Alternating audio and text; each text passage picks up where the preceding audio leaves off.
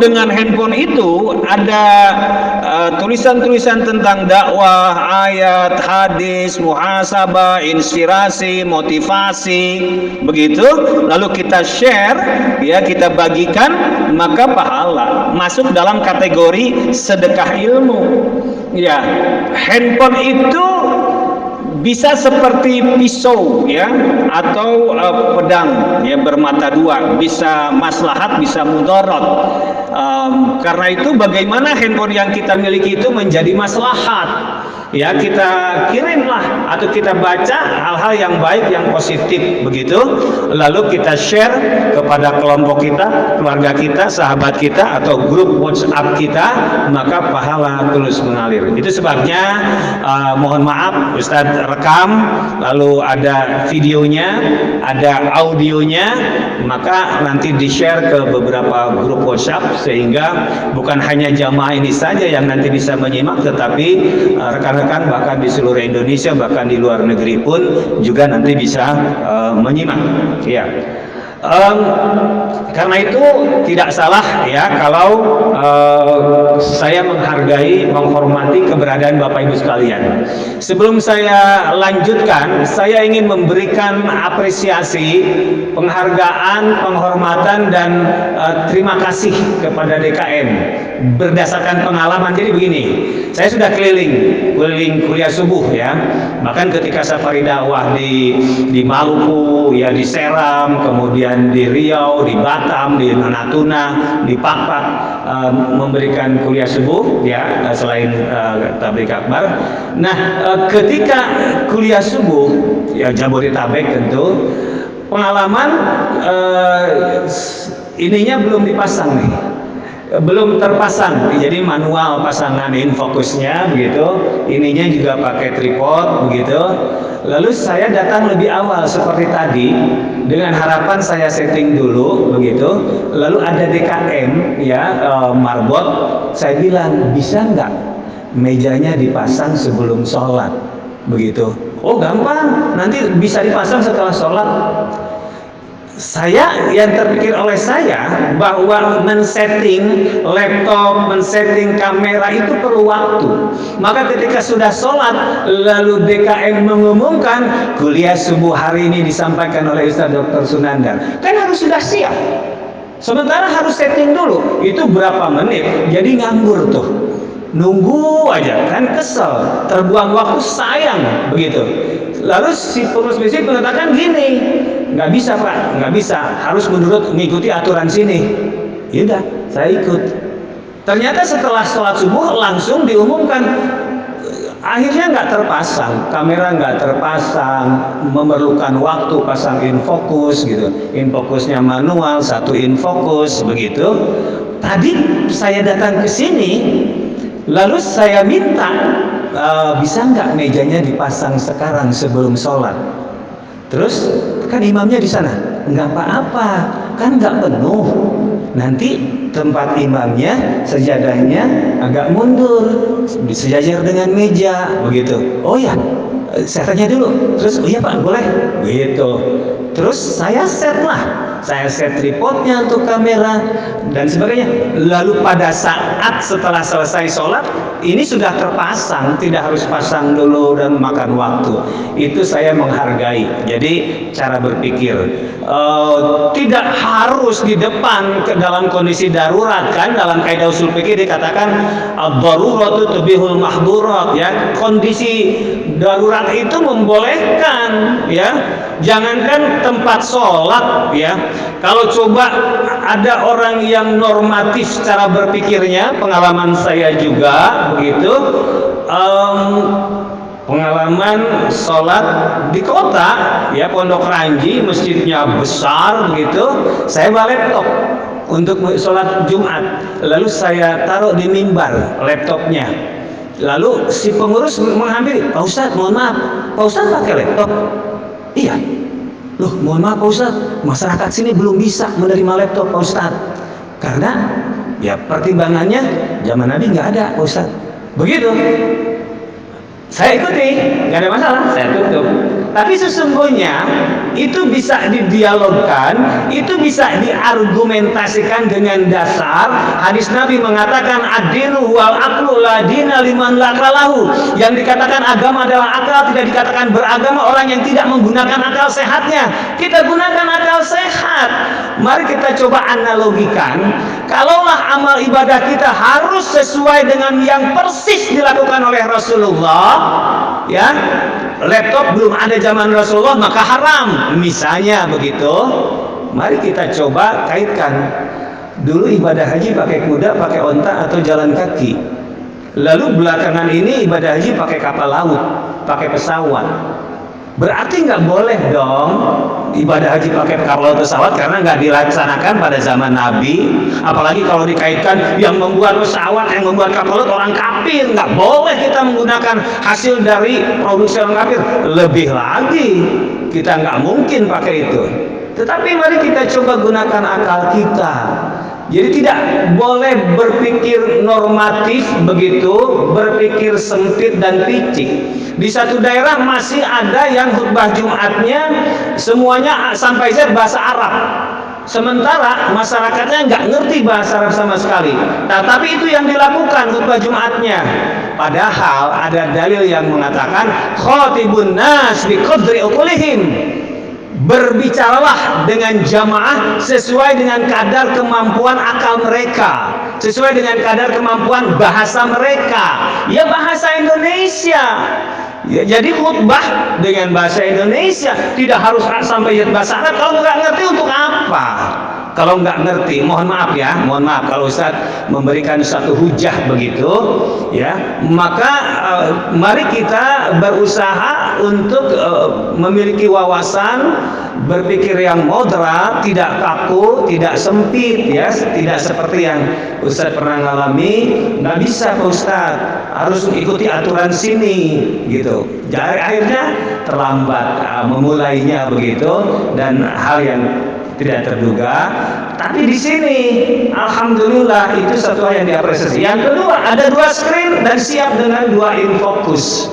Tempat lain hanya ada 1, itu pun dengan manual, pasang meja dulu, taruh infocus, lalu di set dulu begitu. Kalau sekarang 2 infocus sudah terhubung dengan sentral, tinggal masukin ke laptop, praktis, efisien, begitu Bapak Ibu sekalian. Jadi terima kasih kepada DKM, ya, yang mengakomodir apa yang saya maui untuk bisa disetting sebelum mulai kuliah subuh. Baik. Ya, Ustaz memilih tema dalam kuliah subuh ini adalah kaitannya dengan Ramadan, ya. Jadi mencari selamat, ya, momentum selamat dalam kaitannya dengan akan datangnya bulan Ramadan. Mengapa dikaitkan? Saya akan jelaskan. Ya, yang pertama bahwa sebentar lagi kita akan memasuki bulan Ramadan, akan beribadah di bulan Ramadan, ya. Kemudian yang kedua, sebagian besar umat Islam tadi malam nisfu Sya'ban, maghrib berjamaah, lalu baca Yasin 3 kali kalau di Cipete tempat Ustaz, ya. Jadi seringan baca Yasin, kemudian sholat qodok subuh begitu, lalu membaca takbir, tahmid, tahlil, ya, sholawat masing-masing 100 kali. Ya, kita sudah beribadah memanfaatkan yang datang setahun sekali, ya, nisfu Sya'ban. Begitu. Alasan yang kedua dari tema ini adalah bahwa Ramadan itu bulan istimewa, ya, dilipat gandakan pahalanya. Pahala ibadah sunnah sama dengan pahala ibadah wajib dilipat gandakan 70 kali lipat. Hanya ada di bulan Ramadan dari siklus 12 bulan dalam 1 tahun yang dilipat gandakan pahalanya. Baca Quran 1 huruf ada 10 kebaikan berkali lipat begitu. Di luar itu ya ibadah umrah atau ibadah haji, seperti sekarang Ustaz Salahuddin bimbing jamaah ibadah umrah yang rutin begitu, dan Ustaz juga alhamdulillah belasan kali bimbing ibadah umrah. Dan lagi-lagi kaitan dengan ilmu, Ustaz Salahuddin rutin pergi ibadah umrah tanpa biaya, bahkan pulangnya dikasih ujroh, bisyarah begitu, dikasih pulangnya. Ustaz juga begitu. Haji 2 kali tahun 2002 zamannya Pak Pak Prof. Dr. Agil Munawar menterinya, karena teman sering muncul acara kuliah subuh TPI. Jadi kalau bapak-bapak yang di atas 50 tahunan 60 tahunan sering nonton TPI dulu, acara kuliah subuh waktu masih ada hanya RCTI dan TPI, Ustadz frekuensinya sangat tinggi mengisi acara kuliah subuh, di antaranya mewawancarai Pak Prof. Agil Munawar, Prof. Muslim Nasution, bahkan juga Yusril Iza Mahendra, Jimli Asidiki dulu waktu masih di TPI. Nah, Dr. Agil Munawar seringkali dialog yang tafsir al-mawdu'i dan menjadi teman, karena ketika beliau menteri, Ustadz tinggal bilang, manggilnya Ustadz juga, Ustadz belum haji ini, pengen haji, tugas haji. Oh ya, ya udah, kasih surat ke Dirjen, bisa berangkat, ya gratis, pulangnya bahkan juga ada ujrohnya, dia honornya begitu. 2016 yang lalu ya, kebetulan menterinya juga teman di Gontor, Lukman Saifuddin, Haji Lukman Saifuddin, 1 tahun di bawah saya di Gontornya. Kalau Ustaz Solahuddin agak jauh di bawah saya. Ya, ya tinggal minta sama menteri. Aneh baru 1 kali nih tugas haji. Boleh dong nanti. Udah, ketika ada pertemuan dengan para pejabat haji, lalu Pak Menteri tanya ke Dirjen, syarat untuk menjadi petugas dari konsultan ibadah haji apa saja? Kata bawahannya, ya syaratnya bisa ceramah, biasa ceramah. Lalu dia bilang, kawan saya udah keliling Indonesia dalam ceramah. Oh iya bisa Pak Menteri, syaratnya apa lagi? Ya dokter, kawan saya sudah dokter. Oh kalau gitu bisa, mana nomornya Pak Menteri? Langsung dirjennya, direkturnya telepon saya, Pak Sunandar, saya ada amanat dari Pak Menteri, Bapak diminta untuk nantinya tugas ibadah haji. Maka tugaslah di Mekah selama 2 bulan 60 hari. Yang pertama 2002 zaman Pak Agil 75 hari di Madinah, yang kedua 60 hari di Mekah, makan gratis, ibadah gratis, melayani tamu Allah, pulangnya dikasih honor. Apa? Ilmu. Ya, dengan ilmu kita diangkat derajat oleh Allah. Karena itu ya, anak cucu kita hendaknya dikirim ke lembaga pendidikan, syukur-syukur lembaga pesantren. Saya dari Gontor keluar 82 selesainya itu, karena sekian tahun yang lalu ya, tahun 82. Kemudian sekarang memasuki usia 60 dan dengan ilmu sudah keliling ke berbagai tempat ya, berbagi ilmu, berbagi pengalaman. Nah karena itu hendaknya memang ke pesantren dikirim begitu, tinggal dipilih aja pesantren yang mana, yang jauh atau yang dekat. Kalau agak jauh seperti Gontor di Ponorogo Jawa Timur ya, atau di kalau anak-anak Ustadz kebetulan karena agar mudah nengoknya di Darul Qolam ya, Darul Qolam. Tiga-tiganya mondok di Darul Qolam, alumni dari Darul Qolam. Pertimbangannya supaya dekat aja, cukup dengan 2 jam sudah bisa nengok begitu, biayanya tidak banyak. Baik, kembali ke tema ini tentang Ramadan ya, bulan yang istimewa. Alasan yang ketiga, kita tidak tahu takdir usia dan kematian kita. Apakah umur kita sampai pada akhir Ramadan tahun ini, atau apakah ini adalah Ramadan yang terakhir bagi kita? Kita nggak tahu.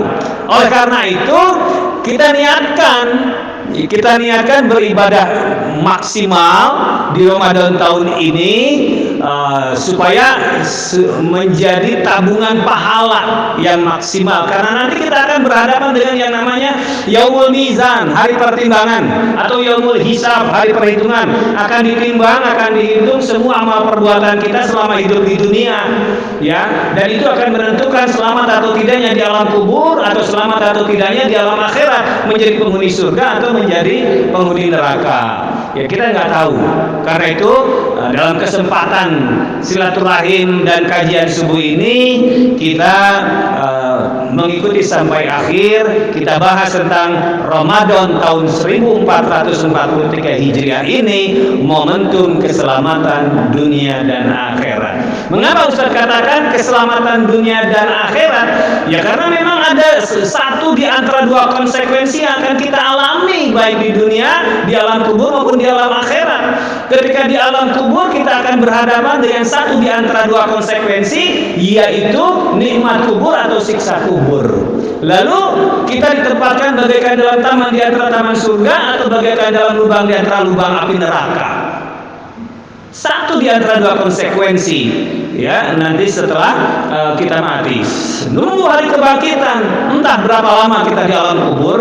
Coba kita gunakan akal kita. Sekarang ini tahun 2022, ya. Berarti yang meninggal di tahun 1 Masehi sudah terkubur selama 2021 tahun. Umurnya cuman bilangan 60 atau 70 tahun, karena memang usia umat Rasulullah itu berbeda dengan umat Nabi sebelumnya sampai ratusan tahun. Tapi umat Rasulullah dalam kisaran 60-70 tahun. Sebagaimana sabdanya, mu'tarakul manaya ma baina sittin wa sab'in. Pertarungan maut umat itu dalam bilangan antara 60 sampai 70 tahun. Lalu ditambahkan oleh Ibnu Majah, tapi sedikit sekali yang sampai 70 tahun begitu. Rasulullah sendiri 63 tahun. Jadi kita ini hidup dalam kisaran itu, ya, 60 sampai 70. Taruhlah tengahnya 65 tahun. Lalu usia balik kita 15 tahun. Ustaz, maksud usia balik itu yang kita berbuat tidak dicatat pahala dosanya, ya.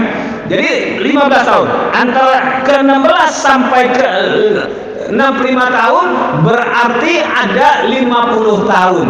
50 tahun yang akan dihisab apakah pahala dosa, pahala dosa, pahala dosa dalam siklus kehidupan kita, dalam fase kehidupan kita. 50 tahun. Nantinya di alam kuburnya itu tadi ada yang sudah 2000 tahun, 2021 tahun. Begitu. Apakah cukup nantinya untuk bekal di alam kubur dan di alam akhirat? Makanya yang sebentar lagi nanti kita akan mudik begitu. Prof. Komarudin Hidayat dia menulis buku dan bestseller buku itu, judulnya Psikologi Kematian. Bestseller, laku keras buku itu. Di dalam buku itu dikatakan bahwa kematian itu seperti orang di wisuda. Orang di wisuda itu dia belajar 8 semester, lalu dia membuat penelitian, buat skripsi. Setelah selesai ditandatangani oleh pembimbing, ya, kemudian diujikan. Belum selesai, jadi diujikan, lulus. Setelah lulus wisuda, senang bahagia. Hasil dari belajar 8 semester, membuat skripsi, lalu diuji, senang di wisuda. Proses hidup juga begitu. Nanti berujung kepada senang dapat nikmat kubur, senang masuk surga. Nah, itu satu gambaran analogi. Lalu di dalam buku itu juga, buku psikologi kematian, dikatakan bahwa kematian itu ibarat pulang kampung. Ibarat pulang kampung. Nah, mari kita coba pahami. Jadi kalau dalam tradisi masyarakat kita, setelah kita ibadah 30 hari Ramadan, lalu setelah itu memasuki Idul Fitri, di dalam Idul Fitri itu ada budaya pulang kampung. Waktu 2 tahun lalu, tahun pertama PPKM 2021, nggak boleh pulang kampung, dilarang kemana-mana gitu ya. 2022 sudah bisa. Sekarang ya harusnya lebih bisa lagi lah kita pulang kampung. Nah, budaya masyarakat kita pulang kampung itu menjadi perantau, dirantau bekerja mengumpulkan uang, lalu pulang kampung pada saat Idul Fitri. Pulang kampung, di kampung uang yang terkumpul di tempat rantau itu dibagi-bagi, habis. Setelah habis, balik lagi ke Jakarta, ke rantau lagi, bekerja lagi, mengumpulkan uang lagi. Tahun berikutnya pulang kampung lagi, habis lagi bekalnya. Ya Bu, kembali lagi ke rantau. Itu pulang kampung dalam pengertian mudik. Tetapi pulang kampung dalam pengertian kematian seperti yang tertulis di dalam Psikologi Kematian karangan Profesor Dr. Komarudin Hidayat, mantan Rektor UIN Jakarta, mantan Direktur Pascasarjana UIN Jakarta, yang juga kebetulan senior saya di Ciputat, ya, dosen saya pada Pascasarjana. Jadi yang dimaksud adalah dari tanah kembali ke tanah. Maka ketika mati lalu dikubur, harus membawa bekal sebanyak-banyaknya, tak terhingga. Beda dengan pulang kampung mudik, habis bekal balik lagi, ngumpulin lagi bekal. Pulang kampung dalam kematian, cukup cukup satu kali sampai di sana, bekalnya tidak bisa tambah lagi. Tidak bisa tambah lagi. Itu dipertanggungjawabkan. Ya, makanya di dalam Al-Quran dikatakan fatazawwadu fa inna khairaz zadi taqwa, maka siapkanlah bekal, sebab sebaik-baik bekal adalah takwa. Kita kumpul di sini, sholat subuh berjamaah, lalu kajian di Masjid Al-Huda, Jalan Haji Jiung ya. Kemarin ini dalam rangka itu mengumpulkan pahala, menyiapkan bekal sebanyak-banyaknya. Iya, subhanallah walhamdulillah wala ilaha illallah wallahu akbar. Ya. Jadi secara teori di dalam rekaman ini rekam, lalu ada problem, klik matikan, lalu klik lagi merekam lagi. Yang tadi sudah, jadi sudah off yang tadi. Dan juga memang perlu, sebab kalau direkam dalam durasi 1 jam non-stop berat sekali susah ngirimnya. Jadi harus di-cut begitu. Beda dengan audio. Dalam audio saya ini rekaman audio kita sudah berjalan 21 menit ya. Oke. Lagi-lagi saya mohon kalau dianggap cukup ya angkat tangan.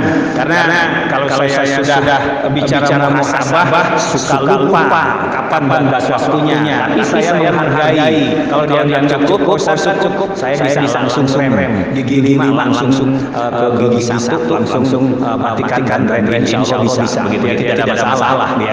Karena prinsip saya itu adalah ingin menyampaikan secara komprehensif yang sebanyak-banyaknya sebentar lama toh tetap dapat pahala ilmu. Kita lanjut. Jadi problemnya adalah bagaimana seandainya Ramadan tahun 2022 ini atau tahun 1443 Hijriah ini betul-betul yang terakhir bagi kita. Ya. Beberapa waktu yang lalu saya bicara di sini nih ya, ketika menjelaskan ayah ibu dari Ustaz Ahmad Fatih yang lalu. Ibu. Iya. Jadi ketika menyiapkan karya ya. Jadi saya menelaah bahwa setidaknya ada 12 langkah yang bisa kita lakukan. Yang pertama, mari kita sambut dengan sukacita adanya Ramadan itu. Yang kedua, pasang niat. Innamal a'malu sesungguhnya amal perbuatan dan niat itu maka dengan niat sudah dapat satu pahala. Niat kita amalkan dapat 2 pahala. Kita niat maksudnya bahwa kita menyambut dengan senang gembira akan ada pahala yang lipat gandakan dalam ibadah itu, akan ada manfaat bagi kesehatan, akan banyak mendapat ilmu dari kuliah subuh, dari tausiah tarawih, kuliah zuhur dan sebagainya. Ya, kita niatkan, kemudian kita berusaha menjaga kesehatan karena tidak sedikit yang ketika minggu pertama bulan Ramadan dipanggil oleh Allah jatuh sakit ya, terbaring di rumah sakit, nggak bisa ibadah maksimal. Maka kita jaga kesehatan ya, seperti yang kita lakukan bagaimana menghindari dari gempuran COVID-19 virus corona itu. Kita berusaha berjemur antara jam 10 sampai jam 11 kita berjemur, kita hangatkan tubuh kita hangatkan darah kita ya, supaya berdampak pada menambah imunitas kita, kekebalan tubuh kita bertambah begitu. Berusaha disiplin pola makan, pola istirahat, pola tidur. Jam 10 kita sudah tidur, jam 9 bangun, sholat tahajud, membaca Quran, zikir dan seterusnya. Kita disiplinkan. Minum tidak lagi minum yang namanya mohon maaf kolol, spray gitu ya. Tidak lagi. Dalam konteks kesehatan itu haram. Ya, dalam konteks kesehatan ya, artinya haram bagi kita yang sudah 40 tahun. Kita dianjurkan minum air putih yang hangat. Minum air putih yang hangat untuk menjaga kesehatan itu. Seorang dokter dari Taiwan, dari Jepang dia mengatakan 2 bulan berturut-turut minum air hangat, insyaallah penyakit akan hilang.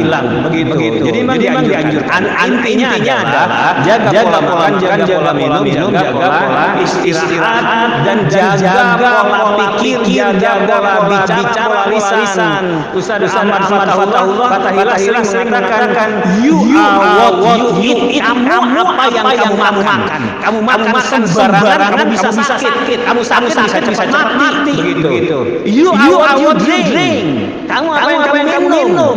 Dalam konteks ada pejabat yang salah bicara, kan bisa dikatakan you are what you talk. You are what you think. Kamu apa yang kamu bicarakan. Apakah pembicaraan kamu menimbulkan kegaduhan, membuat orang kecewa, mencemooh, mencaci maki begitu, atau justru memuji. You are what you talk. You are what you think. Kamu apa yang kamu pikirkan.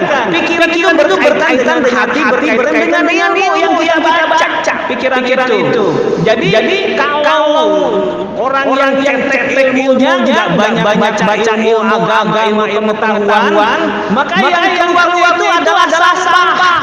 Yang keluar itu adalah yang menimbulkan kegaduhan. Mohon maaf, ini botol isinya penuh, diisi penuh. Ketika ditumpahkan maka akan keluar sebanyak itu. Kalau diisinya segini, seperdelapan, ditumpahkan, maka akan keluar seperti itu. Artinya apa? Artinya ilmu, pengetahuan, apakah pengetahuan atau agama yang kita konsumsi dengan membaca, dengan menyimak, dengan mendengarkan, begitu, itu akan menjadi banyak atau sedikitnya ilmu wawasan yang ada dalam pikiran kita. Dulu mewawancarai Habibie itu satu-satunya jawabannya bot, nggak ada titiknya, terus. Karena apa? Ilmunya banyak. Jadi terus saja keluar muncul itu. Begitu. Nah, demikian pula tadi what you talk, you are what think. Apa yang kamu pikirkan, yang nggak punya pengetahuan agama, yang pikir dan keluar darinya adalah sampah yang bisa menimbulkan satu kegaduhan.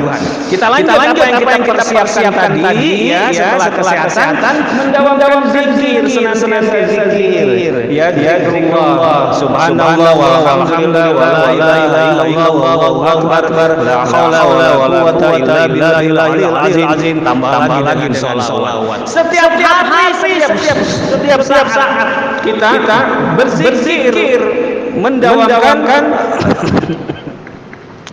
Mohon maaf. Iya. Bismillahirrahmanirrahim. Yang bagus itu ini bagus air putih. Lalu kita selalu berdoa.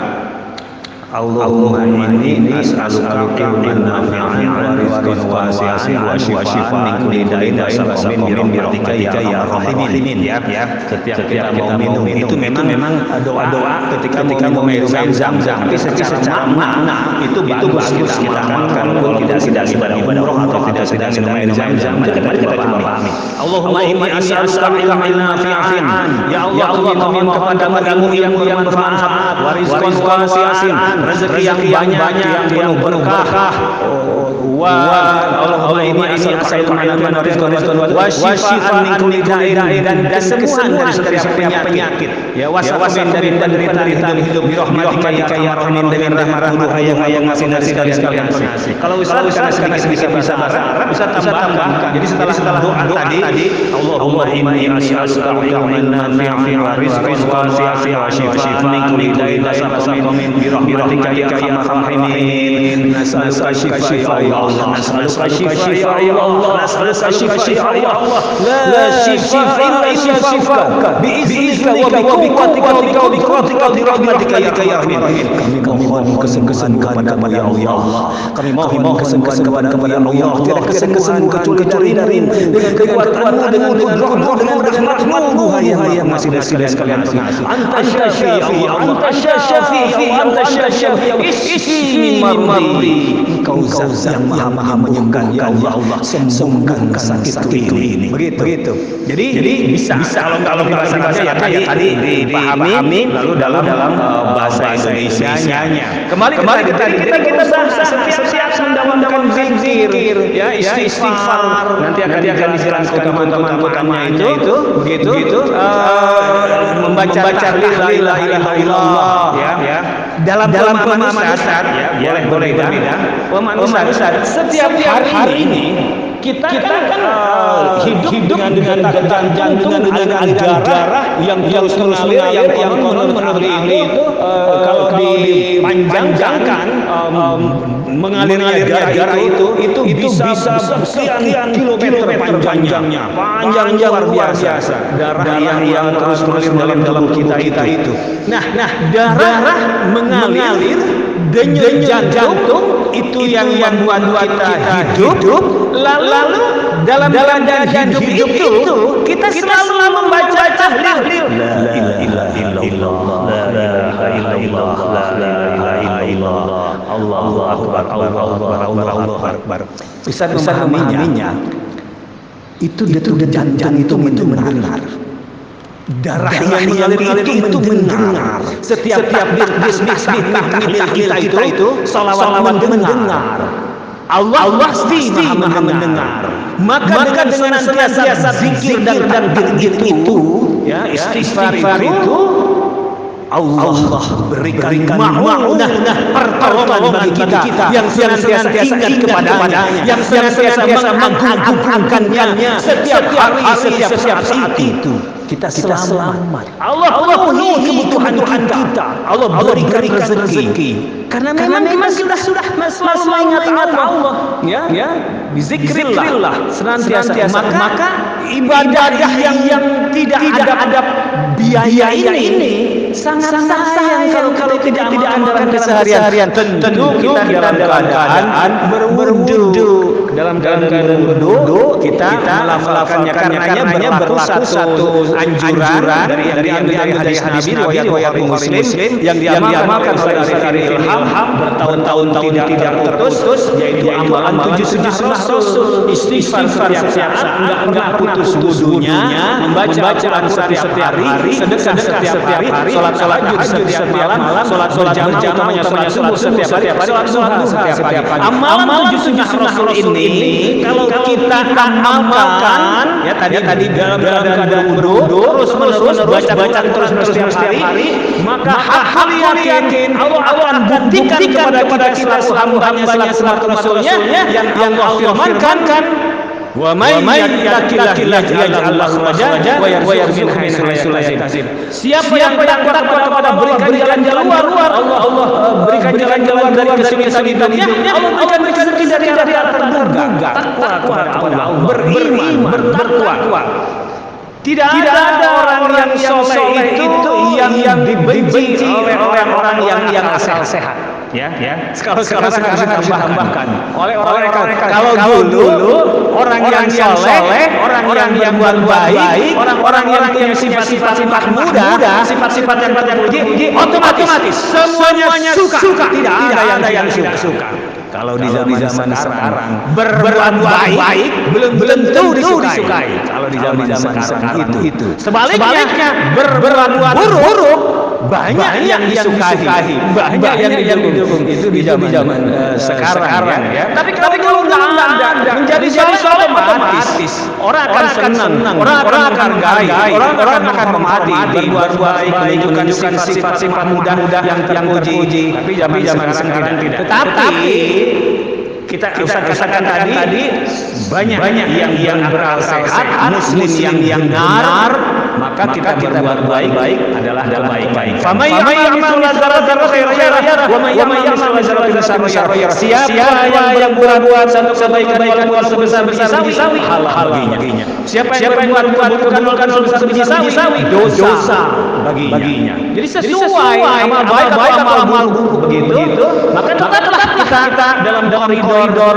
berbuat amal baik, istiqomah dalam baik. Kalau kemudian ada yang jahat pada kita, insya Allah syahid kita, insya Allah fisabilillah, ya. Tetapi berbeda dengan mereka yang berbuat dosa dan maksiat, dugem, ketika meninggal, pertama perilaku sehari-hari tidak disukai oleh orang-orang yang sehat. Yang kedua kalau meninggal, ya sudah bisa dikatakan bahwa dia adalah khotimah meninggalnya karena dalam keadaan berbuat dosa maksiat ya. Kamu kembali istiqomah di dalam kebaikan ya. Nanti ada syarat akan jelaskan. Senantiasa membaca Al-Qur'an. Al-Qur'an ada di setiap rumah kita. Ya. Tentu beda kalau mungkin di Uighur itu begitu ya. Di mana masjid dihancurkan, Al-Qur'an dan simbol ibadah dihancurkan, sudah susah mendapat Al-Qur'an begitu.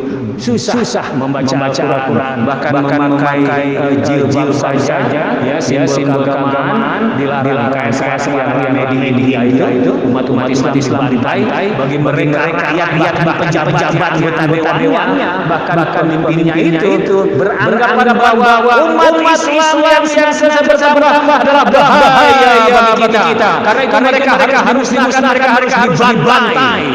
Itu yang terjadi di sana. Begitu. Di kita enggak. Senang aman kita beribadah. Aman kita membaca Al-Qur'an di setiap rumah. Bahkan itu menjadi syarat ya, yang menjadi tradisi, menjadi mahar perangkat salat dalam Al-Qur'an. Karena itu sudah pasti ada Al-Qur'an. Sekarang ada HP Android, semua HP ada Al-Qur'an. Maka bisa kita bawa kemana-mana. Tetapi kalau tidak dibaca tidak menimbulkan pahala. Al-Qur'an ada di dalam handphone kita. Kita baca baru nilai pahala. Nggak bayar baca Quran, nggak bayar pahalanya luar biasa. Tapi kita selama ini memang digoda oleh setan untuk lalai istighfar, lalai baca Quran, yang ibadah yang berbayar pakai biaya. Kita digoda oleh setan untuk malas melakukan itu. Karena itu kita harus berontak. Harus lawan godaan setan itu ya dengan sekarang misalnya kajian suku begitu ya kita ikuti. Mungkin juga digoda setan, ngapain duduk lama-lama panas pegal gitu, pulang aja udah siap sarapan di rumah. Setan mungkin di situ ya pulang gitu lah. Tetapi harus kita lawan itu godaan setan itu dalam satu ajaran ketika sholat itu ketika mau sholat digoda oleh setan, maka dianjurkan ya ketika kita mau sholat terlepas dari godaan setan, kita nengok ke sebelah kiri lalu secara simbol kita meludah gitu ya. Astagfirullahaladzim, bukan beneran niat itu gitu supaya setan lari. Karena setan ketika di dalam sholat pun dia terus menggoda, tapi tidak di dalam sholat gitu. Kita berusaha terus ya membaca Al-Qur'an ya istighfar tadi kalau Ustaz tadi dalam perjalanan sudah 196 kali dan bisa ribuan kali sampai malam. Astagfirullahaladzim Muhammad. Mengapa ditambahkan salawat? Karena menurut ulama bahwa kalau ingin agar semua hajat Tuhan kita dijawab oleh Allah, baca salawat 40.000 kali gitu ya, atau 5.000 kali. Istighfar 5.000 kali. Kalau dalam hadis hanya bisa 170 ada hadis yang mengatakan Rasulullah istighfar 7 kali. Hadis yang mengatakan kalau saya malas saya beristighfar 100 kali 2 menit selesai. Kita punya 24 jam. Bayangkan berapa dalam sehari Allah berikan karunia itu ya karunia bernapas kehidupan itu karunia. Bahasa Zen dalam ceramahnya itu di rekamannya itu bahwa kentut aja mahal. Orang yang sakit yang dioperasi nggak bisa kentut gitu ya. Untuk bisa kentut harus dioperasi dan bayarnya ratusan ribu dan mungkin jutaan. Begitu. Jadi karunia kentut itu karunia, nggak bisa kentut mahal biayanya. Nah kehidupan yang luar biasa yang harus kita syukuri, maka istighfar, baca Quran. Ya kalau kita haji mungkin bisa karena biaya besar ya yang tanpa dia yang bisa menyelamatkan kita. Mari kita tepis godaan setan itu. Ya. Kita kuatkan iman dan takwa kita, lihat menambah ilmu, memperbaiki sholat, kemudian menabung untuk zakat sedekah, sehari-hari kita zakat sedekah, Ramadan maksimal lagi. Jadi demikian apa yang harus kita persiapkan menjelang Ramadan itu ya. Nah, waktunya terbatas, sudah 39 tahun, video 12 tahun ya. Kita lanjut. Ya. Bahwa ada tragedi COVID-19 ya, virus corona, dan itu berdampak luar biasa. Ada begitu banyak kesulitan bagi masyarakat kita. Yang pertama, dalam keadaan sakit, banyak yang meninggal, banyak yang kena PHK, yang usaha dilarang. Bahkan kita melihat di media sosial pedagang kaki lima didandangin, ya, dagangannya rusak, dihancurin atau diangkut truk. Sungguh luar biasa yang terjadi karena faktor virus corona. Adanya PPKM, nggak boleh pergi kemana-mana, walaupun punya keperluan yang mendesak gitu. Kemudian harus bayar, harus PCR. Sungguh luar biasa. Diibaratkan masyarakat kita umat Islam itu, ya, di mana dulu kita nggak boleh masjid, harus bom gitu 2021 itu. Bahkan awal ada PPKM, Ustaz biasanya sampai duha di masjid dari subuh. Lalu ketika habis Ustaz makan selfie, ya. Di dalam selfie itu Ustaz baru PPKM dilarang masjid gitu. Ustaz bilang bahwa mari kita umat Islam tetap berjamaah di masjid. Ya, begitu buat video karena Ustaz dosen pegawai negeri ASN ada peraturannya, nggak boleh melawan peraturan pemerintah. Padahal peraturan itu kan tergantung kepada yang peraturan atau pemerintahnya. Karena itu dianggap melanggar ASN, ya. Bisa dipanggil sama rektor, mengirim surat panggilan, harus menghadap dirjen, ada 4 dirjen, ada perwakilan rektor, ada perwakilan Kabiru, ada perwakilan dekan Ustaz Fakultas Dakwah, berhadapan diinterogasi jam-jam hanya karena itu. Ya, waktu awal PPKM, interogasi jam. Dan kemudian dulu ketika masih sebelum pemilu, Ustaz mohon maaf, Ustaz di Facebook sering mengirim foto yang 2 jari. Gitu kan, 2 jari. Kemudian ada yang lapor, panggil lagi, diinterogasi lagi jam gitu. Dan yang terakhir, yang ketiga panggil lagi, irjen lagi. Begitu karena lagi-lagi membuat video singkat begitu yang itu melanggar. Dan kemudian setelah diinterogasi masuk kas Kementerian Agama, turun keputusan dari Kementerian Agama yang ditangani oleh Menteri Agama yang sekarang Pak Yakut, bahwa golongan usaha diturunkan ya selama 12 bulan satu golongan jabatan pegawai negerinya. Begitu. Padahal sesuatu yang sederhana itu konsekuensi ya. Oke. Baik. Kembali ke sini ya. Kalau bukan ASN mungkin apa-apa. Ustaz ke ASN pegawai negeri. Jadi harus berhati-hati ya. Jadi dengan COVID itu ada begitu banyak kesulitan hidup, ada begitu banyak musibah sebagai konsekuensi dari perbuatan masyarakat yang jabat ya, sebagai yang terdapat di dalam surat Ar-Rum. Zuhar fasadu fil bari kasabat aydinas. Telah nampak kerusakan dari laut karena akibat perbuatan manusia. Yuzikum alladzina amanu gitu ya, agar mereka kembali dari apa yang mereka buat lakum jauh-jauhan mereka mereka kembali kepada Allah, kembali ke jalan-jalan yang benar. Karena apa? Karena perbuatan manusia banyaknya musibah dan itu ya. Baik, Bapak Ibu sekalian yang sedang senantiasa dirahmati Allah, bisa bicara tentang tabiat manusia sehingga kenapa kita harus mencari selamat ya dunia dan akhirat gitu. Bisa bicara tentang bagaimana manusia di dalam Al-Quran. Bahwa keberadaan manusia di dalam Al-Quran itu ada yang mendapat ya istilah sebutan yang baik, muhsinun, muttaqun, mu'minun, faizun gitu ya, dan seterusnya. Tapi ada juga yang mendapat lakon atau sebutan yang tidak baik ya. Nah, Ustaz ingin jelaskan yang tidak baik ya. Mulai dari surat Al-Asr, wal 'asri innal insana lafi khusrin, demi masa manusia itu dalam keadaan merugi. Dalam keadaan merugi, kita garis bawahi. Sesungguhnya manusia itu dalam keadaan merugi. Walaupun ada kecualian, dan seterusnya, tapi di garis bawahi manusia dalam keadaan merugi. Surat Ar-Din yang juga kita sering dengar. Lakon insan fi asari taqwim, sungguh kami ciptakan manusia dalam keadaan yang sempurna.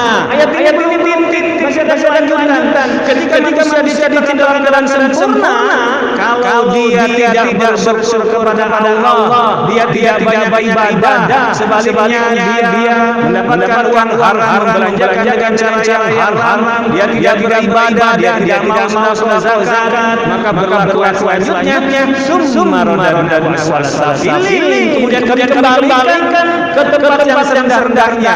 Diciptakan dalam keadaan sempurna, enggak bersyukur, banyak berbuat dosa maksiat, enggak mau berzakat dan sedekah, kalau dikembalikan di tempat hina yang rendah. Itu Al-Quran menjelaskan manusia. Surat Ibrahim di awal Ustaz bacakan tadi ya.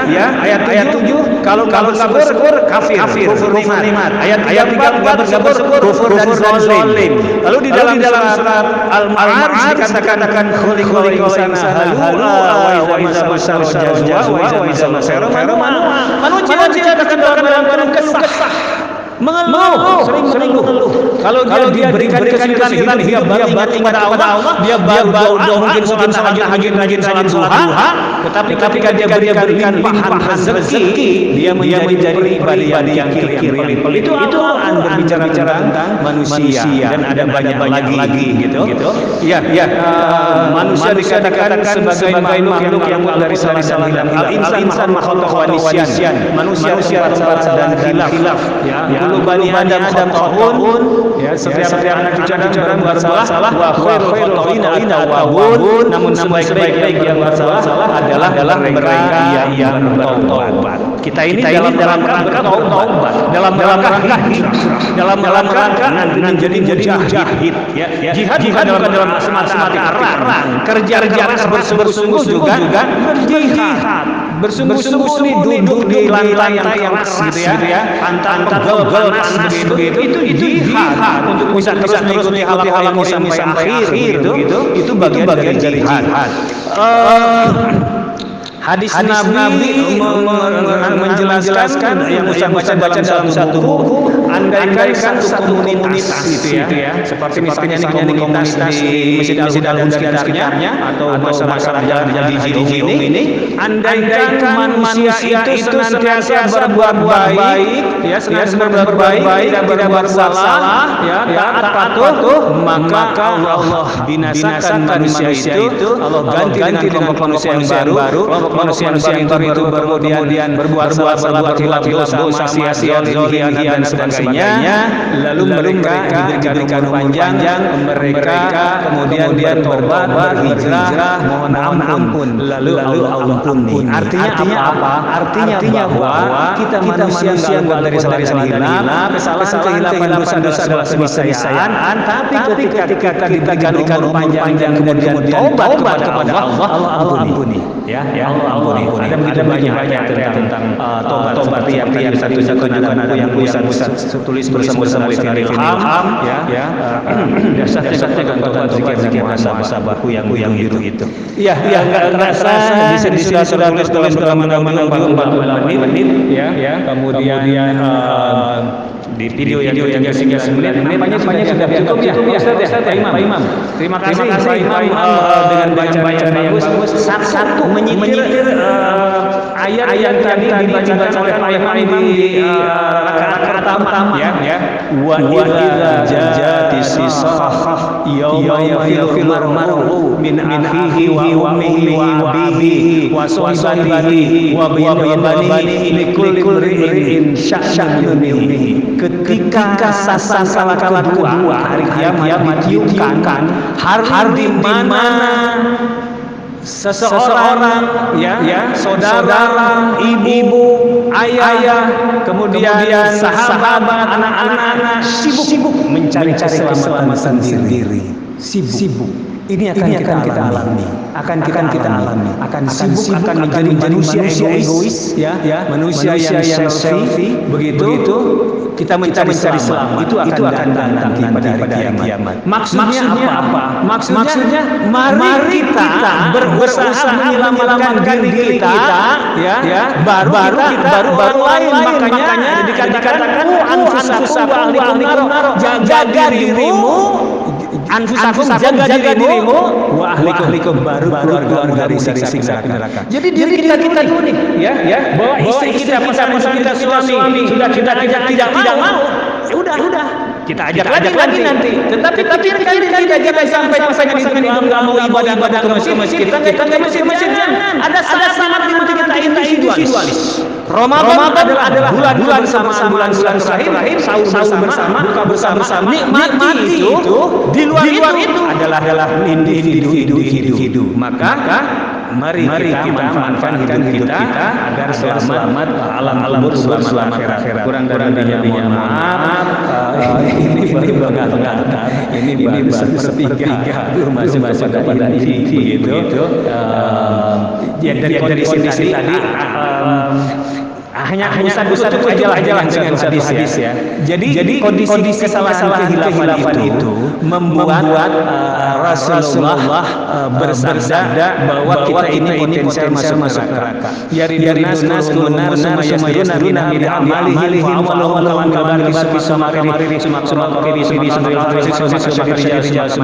setiap manusia akan masuk neraka. Mereka akan keluar dari neraka. Yang pertama keluar bagaikan silat, yang kedua bagaikan kencangnya angin, ketiga bagaikan kencangnya kendaraan, ya, keempat bagaikan kencangnya larinya kelima bagaikan kencangnya laki-laki, keenam bagaikan kencangnya seorang berjalan. Ada 6 kelompok masuk ada yang sayang sebentar, ada yang lama sekali. Dan itu bukan hanya hadis, tetapi juga Al-Qur'an, ya. Al-Qur'an juga menjelaskan tentang kelompok itu, ya, bahwa masuk neraka rombongan, masuk surga rombongan ke satu dan seterusnya itu, ya.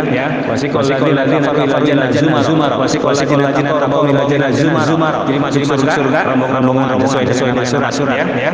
Az-Zumar. Lalu maksudnya kata ahli rombongan ke-1, kedua dan ketiga. Rombongan ke-1 masuk surga, ketiga nunggu antri. Antrinya di mana? Di neraka. Jangan sampai kita dalam rombongan belakangan, kita masuk rombongan pertama, bahkan kita tidak dimasukkan ke surga. Sertailah perbuatan dosa-dosa di masa lalu yang kita lakukan dengan perbuatan baik, pahala, kemudian ibadah di masa sekarang ketika umur panjang, maka kebaikan sekarang menghapus dosa-dosa yang lalu sehingga tidak dimasukkan ke dalam neraka. Assalamualaikum warahmatullahi wabarakatuh. Saya kembali kepada MC. Ya, oleh sisanya nanti kalau betulan ada waktu lagi, ya, bisa dilihat itu materinya masih banyak sampai ujung, tapi sudah memadai sebagai dari muhasabah, ya, dan kita tinggal isra gitu. Terima kasih.